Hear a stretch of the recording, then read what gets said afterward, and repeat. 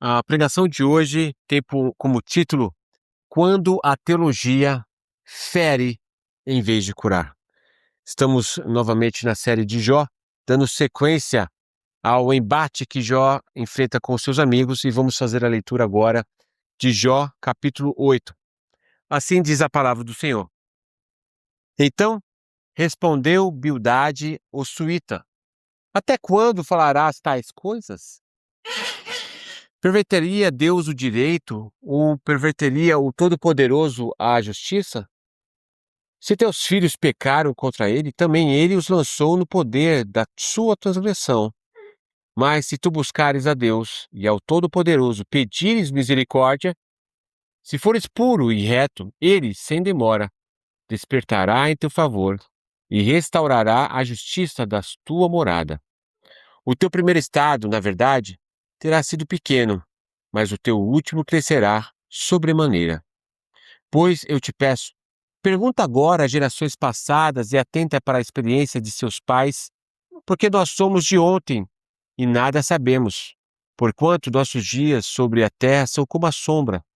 Porventura, não te ensinarão os pais, não haverão de falar-te do próprio entendimento, não proferirão essas palavras? Pode o papiro crescer sem lodo? Ou a viça o junco sem água? Estando ainda na sua verdura e ainda não colhidos, todavia antes de qualquer outra erva se secam. São assim as veredas de todos quantos se esquecem de Deus, e a esperança do ímpio perecerá. A sua firmeza será frustrada, e a sua confiança é teia de aranha. Encostar-se-á à sua casa, e ela não se manterá. Agarrar-se-á Agarrar-se-á a ela, e ela não ficará em pé. Ele é viçoso perante o sol, e os seus renovos irrompem no seu jardim. As suas raízes se entrelaçam num montão de pedras e penetram até as muralhas. Mas, se Deus o arranca do seu lugar, então este o negará, dizendo: Nunca te vi. Eis que deu a sua vida, e do pó brotarão outros. Eis que Deus não rejeita ao íntegro, nem toma pela mão os malfeitores. Ele te encherá a boca de riso, e os teus lábios de júbilo. Teus aborrecedores se vestirão de ignomínia, e a tenda dos perversos não subsistirá. Amém. Glória a Deus. O tema novamente desta série, desta pregação, quando a teologia fere em vez de curar. Então, nós faremos rapidamente aqui a contextualização do que nós temos visto desde que Jó, então, desde o capítulo 3, começa a lamuriar a tão grave situação depois de ter perdido filhos, bens, estar todo doente, com feridas no seu corpo. Ele começa a expor seus amigos que vieram de longe, ouvem o que ele fala, então replicam a lamúria de Jó. E nós vimos já os capítulos 4 em diante, tinha uma visão da teologia retributiva. Se você fizer o certo, Deus vai te dar o que é bom. Mas se você fizer o errado, então virá o mal. Então logo você está em pecado, Jó. E Jó começa a replicar e fala: Não, eu não fiz nada de errado. Muito bem. Agora nós vemos o segundo amigo. Não é mais Elifaz que está falando. Agora é Bildade, que está ouvindo a conversa de Jó com Elifaz. Lembrando, Elifaz é um amigo, Bildade é outro, e eles eram amigos de Jó. E aqui nós vamos ver que Bildade vai exatamente replicar o que Elifaz começou dizendo para Jó. Ou seja, a primeira lição que nós vamos tomar aqui é o seguinte: me diga com quem tu andas e eu te digo quem tu és. Em que sentido? Que quando nós estamos agrupados a certas pessoas, e isso é até comum as pessoas coaches falarem, né, que você é a média dos 5 amigos mais próximos que você tem, e tem um fundo de verdade nisso. E ele traz o contexto da teologia retributiva, né? Você faz o bem, Deus dá o bem, você faz o mal, Deus te dá o mal, portanto você é o pecador, e Bildade continua dando sequência. Isso implica também para nós, no sentido que nós somos réplica do ambiente que nós vivemos, né? Nós vamos expressar esses mesmos valores, esses mesmos conjuntos de valores, e é aí que se cria as tão chamadas e conhecidas tribos. né? As pessoas se agrupam por determinados valores e conjuntos de valores, se replicam aquilo e se interagem por aqueles valores. Então é por isso que vocês vão ver as tribos dos skatistas, dos que tocam samba, dos que falam de futebol, dos que vão na igreja. E a igreja hoje não é mais centrada em Cristo, né? Ela é centrada num grupo de conjuntos de valores que identifica uma tribo e centrada no clube. A igreja hoje é o clube. E então nós vemos que essa é uma primeira lição que nós tomamos quando nós vemos que, dependendo de como você se localiza na sociedade, você faz parte de uma tribo também. E quando você está dentro de um conjunto de valores de uma tribo, você não consegue ver nada fora dentro daquele conjunto de valores, porque você está ali dentro. E por que eu estou dizendo isso? Porque se Elifaz era amigo de Bildade, e eles têm a mesma visão da visão retributiva, e quem era o outro amigo, que até aqui nós sabemos, tem outros que vão aparecer, mas quem é o terceiro amigo desses dois que, que fazia parte desse grupo? Jó. Nós vamos ver nesse texto que Jó também tinha essa visão, parcialmente, né? Nós vamos ver com mais detalhes. E que a graça de Deus agindo na vida de Jó está quebrando esses valores falsos e de uma forma chocante, é verdade. Mas nós vamos ver que Deus, da mesma forma, preste muita atenção nisso, da mesma forma, Deus muitas vezes nos tira de determinados ciclos para que a gente possa ampliar a nossa compreensão de Deus, a compreensão da verdade de Deus. Porque esse conjunto de valores que ele faz humildade e apresentam são parcialmente verdade, mas não está ferindo Jó, né? Não é uma palavra que vai trazer curas, vai trazer consolo, é uma palavra que vem acusar Jó, né? Isso não é evangelho, isso não reflete o caráter de Deus, isso não reflete os princípios de Deus. E Jó está sendo, então, dentro dessa circunstância, tirado desse ciclo. Ele está vendo agora de uma outra perspectiva. E muitas vezes Deus vai te encaminhar por caminhos para que você abranja o seu conhecimento de Deus e você então cresça no conhecimento da verdade de Deus. Amém? Muito bem. Então vamos entrar no texto, passo a passo no texto. Vamos entrar passo a passo no texto, com calma, sem muita correria. Tá bem? Vamos lá. Dos versos 1 a 3, nós vamos ver o seguinte: a incapacidade de ouvir a dor e a defesa da visão doutrinária. Então, dentro do conjunto dessa tribo, se você não falar coisas exatamente de acordo com essa tribo, de acordo com esse conjunto de pessoas, as pessoas não vão te ouvir. As pessoas vão te julgar por aquilo que elas entendem. Se você sair do conjunto, você está fora, então você vai ser escrachado. E as pessoas não querem te ouvir porque você não condiz com aquele conjunto de valores. Então, por exemplo, vamos pegar um exemplo básico aqui, né? Se você pegar um esquerdista e conversar com pessoas de direita, o de direita não quer ouvir. E vice-versa, certo? Porque são valores distintos. Então as pessoas se defendem, são partidárias daquilo que elas creem. E no caso aqui, eles não ouvem não procuram entender, não colocam no lugar de Jó para entender o que Jó está falando e estão acusando o tempo inteiro Jó. E esse é o primeiro ponto. E a questão de que eles estão defendendo o que eles acreditam, né? Ele faz e agora é humildade. Vamos ver então como é que decorre os 3 primeiros versos. Diz assim: então respondeu Bildade, o amigo de Jó, amigo de Elifaz, o suíta. Até quando falarás tais coisas? Ou seja, eu não estou suportando o que você está falando, né? O que você está falando não faz sentido dentro do conjunto de valores dele, dentro do pré-julgamento dele. Então, é muito comum quando você quer se expressar para alguém e você vai falar o que você está sentindo, as pessoas vão te julgar e vão te analisar pelo conjunto de valores delas. E a pessoa vai te ver com uma lente que não necessariamente vai representar a verdade. Não é? É o caso deles aqui. É por isso que as pessoas pagam psicólogos, psiquiatras, por quê? Eles vão lá e os psiquiatras, sabendo disso, não omite nenhum tipo de sugestão que venha ferir a pessoa ou trazer algum julgamento.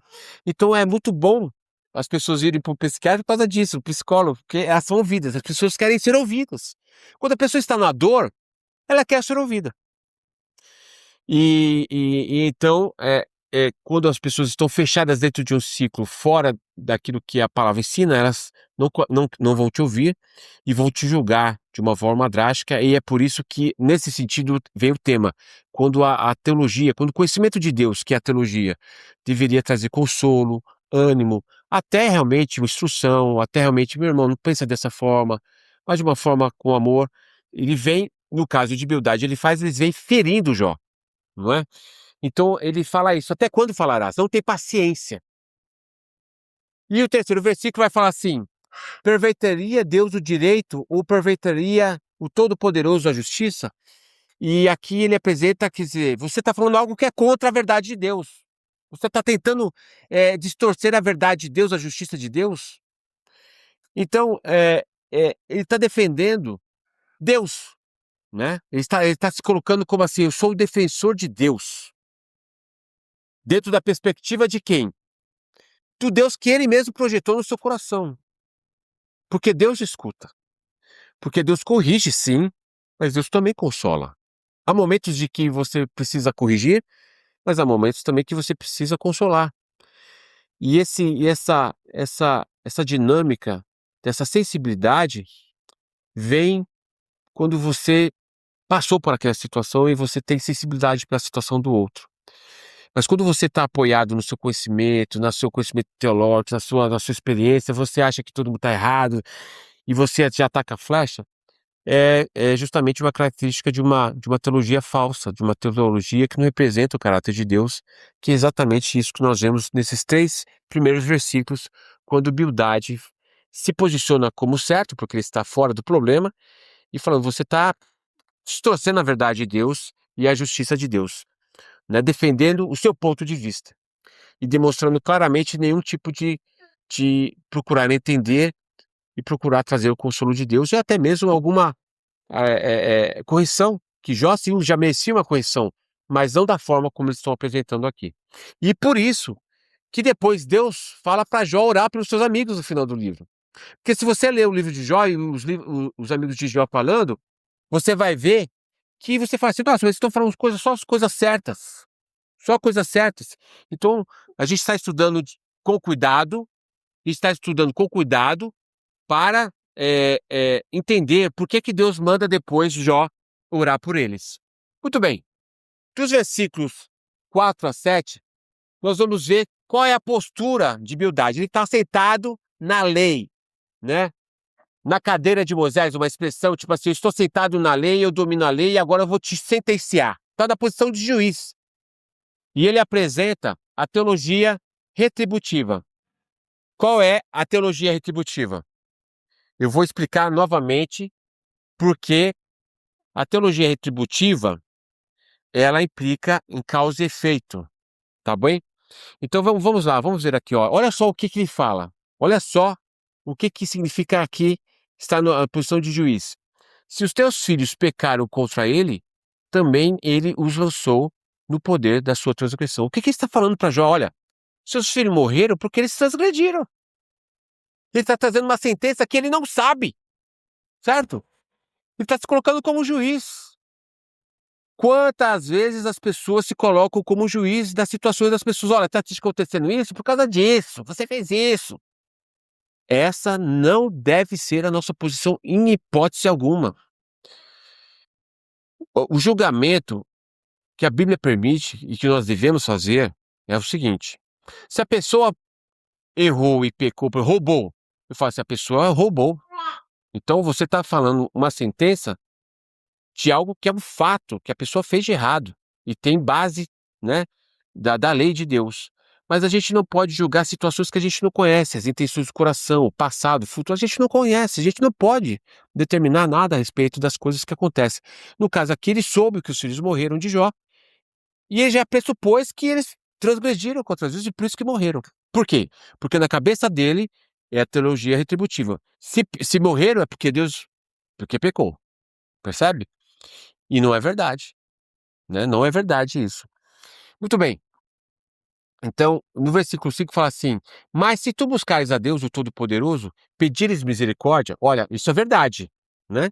Se você buscar o Senhor Todo-Poderoso pedindo misericórdia, se for expulso ao teu reto, e sem demora despertará em seu favor e restaurará a justiça da tua morada. Veja só, isso é parcialmente verdade, porque se a gente se humilha perante o Senhor não quebra o pavio que fumega, não quebra a cana quebrada, é verdade.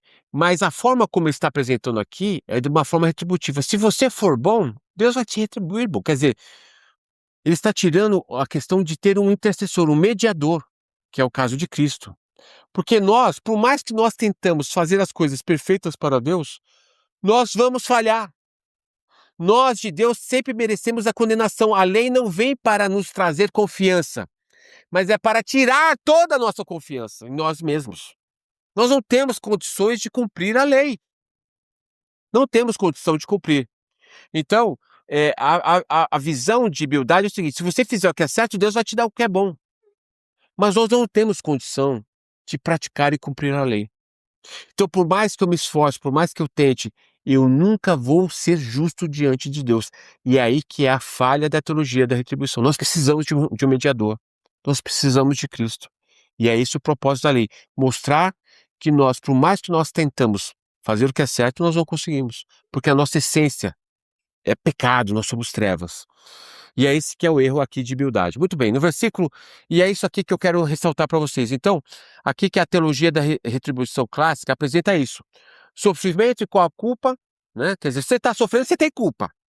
Se você morreu, é porque é uma punição de Deus. Se você fizer o que é certinho, Deus vai te restaurar. Você merece ser restaurado porque você tem crédito com Deus, que é uma mentira, não é verdade isso. Deus sim, na sua aliança, fala assim, Deus tem no seu pacto, ele traça. Se você for obediente, eu vou te abençoar. Mas está numa aliança de relacionamento do pacto, né, que Deus estabelece nos seus pactos, mas sempre apontando para um mediador. Sempre. E é por isso da nova aliança em Cristo Jesus, que nós só vamos ter plenamente a bênção de Deus em Cristo. Porque fora de Cristo nós sempre seremos devedores. Então, o problema não é afirmar a justiça de Deus, que ele está afirmando a justiça de Deus. É simplesmente fazer com que o homem tenha uma justiça própria como mérito diante de Deus, que isso nós nunca teremos, nunca. O homem, por isso que fala em Lucas, isso que eu gravei, 17:10, Lucas 17:10, fala assim: depois de havermos feito tudo, somos servos inúteis. Nós não temos mérito diante de Deus, em nada, nada.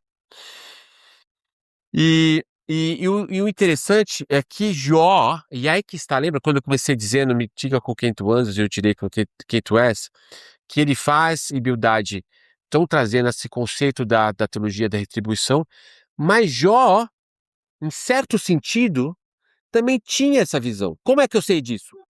Porque Jó, ele não sacrificava depois que seus filhos faziam alguma festa, ele já se antecipava, ia lá e já sacrificava, Senhor, já, não sei nem o que aconteceu lá, Senhor, mas já estou sacrificando aqui, porque se eles pecaram, eu já estou tirando o peso da culpa deles, não é?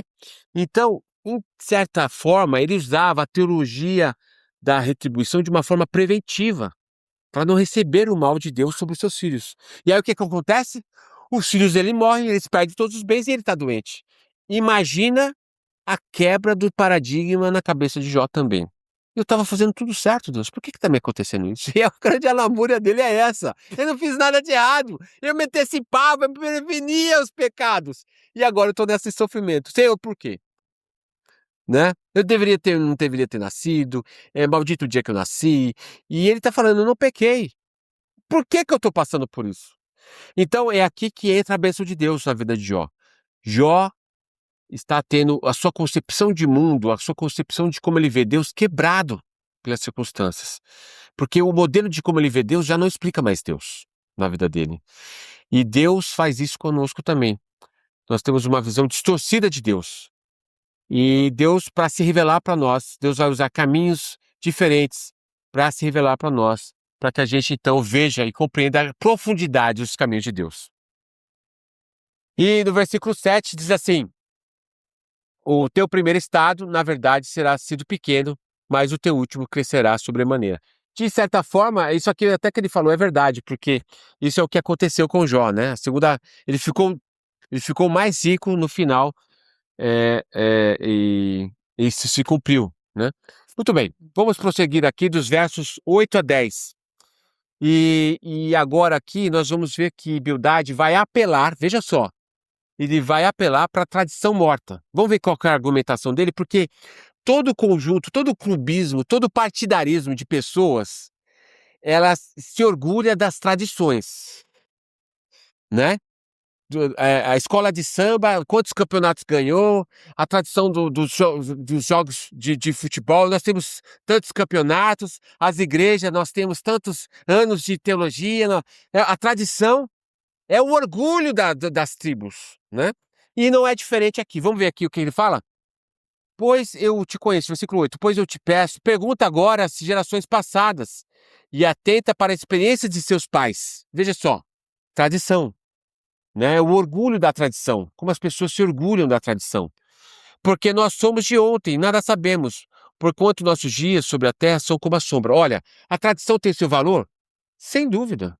Tem coisas que a tradição nos ajuda a compreender, mas nós não podemos nos orgulhar das tradições, né? Nós não podemos nos orgulhar. E, aliás, as tradições permanecem tão fortes, que mesmo que elas estejam contra Deus, elas ainda permanecem.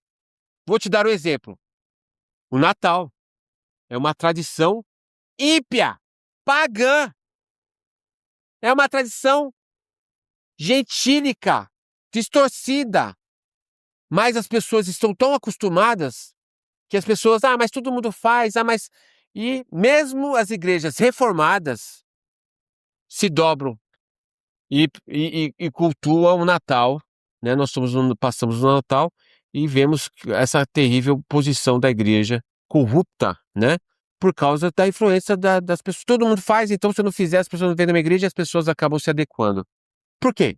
A tradição, né? Muito bem. Versículo 10. Porventura não te ensinarão os pais, não haverão de falar-te, e do próprio entendimento não proferirão essas palavras? Né? Então é isso que ele está falando, está invocando a tradição. E a tradição, se não for submetida às escrituras, ela é morta. Existem grandes ensinos que nossos pais nos trazem? Sem dúvida, né? Então, por exemplo, para nós informados, a tradição puritana tem muitas coisas boas.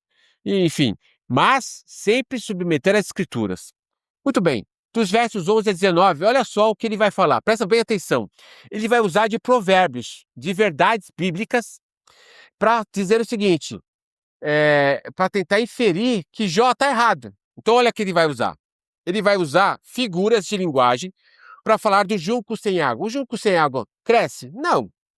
A teia de aranha vai te livrar porque ela é frágil? Não. A planta arrancada tem uma fortaleza em si mesmo? Não. Então é isso que ele vai falar nesses versículos agora que nós vamos ler, que remete a essas três figuras, tá bem? Então olha só, do junco. Pode o papiro crescer sem lodo? Ou a viça, ou viça o junco sem água? Não. Estando ainda na sua verdura e ainda não colhidos, todavia, antes de qualquer outra coisa, a erva se seca. Assim também as veredas de todos os que se esquecem de Deus. O que ele está falando assim? Jó, você se esqueceu de Deus, e por isso você está nessa situação.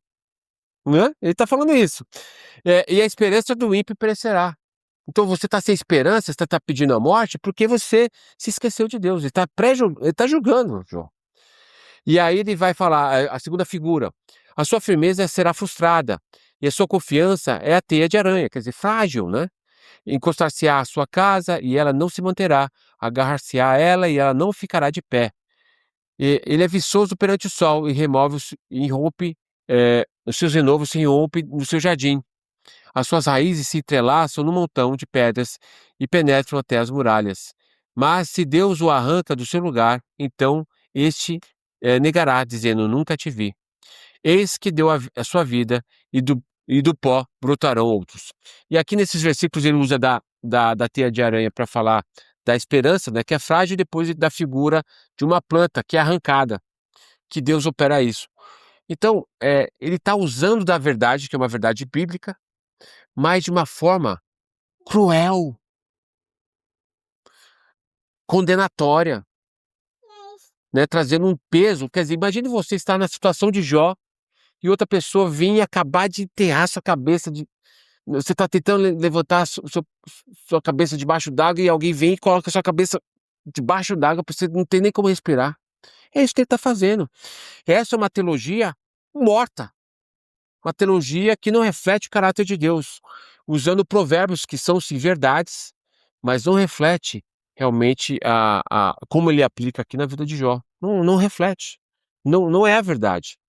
Então, a verdade de Deus, sim, nos confronta com relação aos nossos erros, mas não de uma forma acusatória, mas de uma forma de nos elucidar, de nos trazer clareza nos nossos caminhos, nas nossas decisões.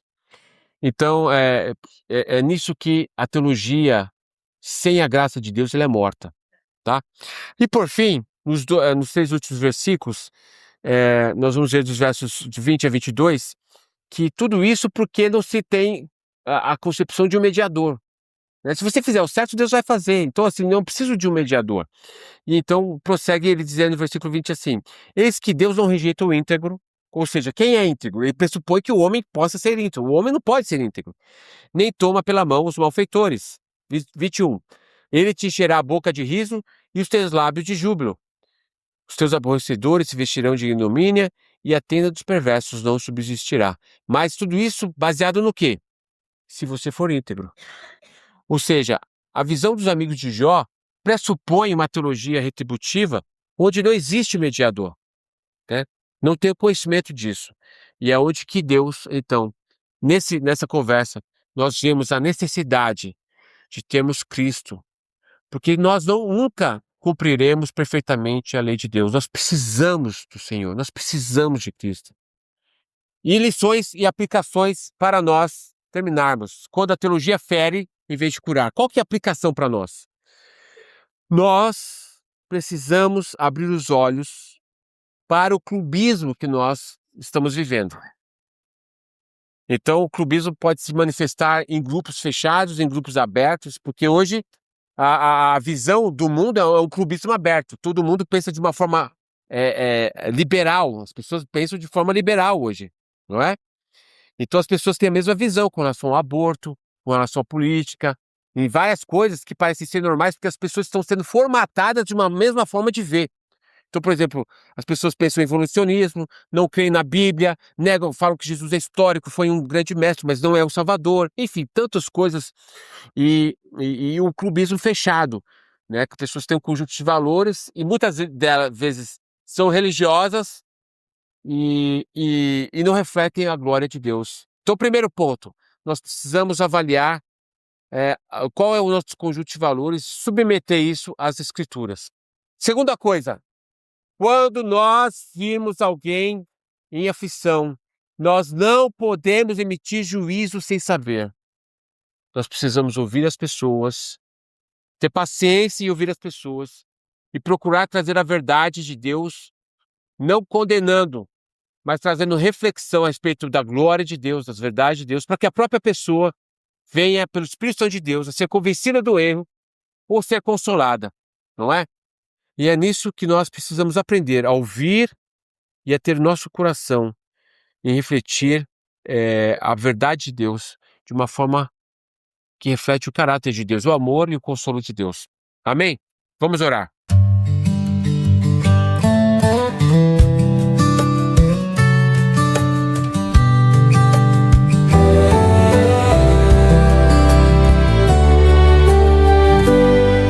Quando olho pro alto, vejo seu poder. Quando olho pro alto, tu no trono estás, assentado em glória, tu és digno de louvor, pois só tu és santo, santo, santo. Só tu és santo, Trino Deus. Quem és como tu, que mistérios firmou, que desde a eternidade seus propósitos traçou. Nenhuma palavra das tuas cairá, pois só tu és santo, santo, santo. Só tu és santo, ó Deus. O Verbo se fez carne, entre homens viveu, morreu lá na cruz pra justiça de Deus. Mistério revelado e cumprido nos céus, pois só tu és santo, santo, santo.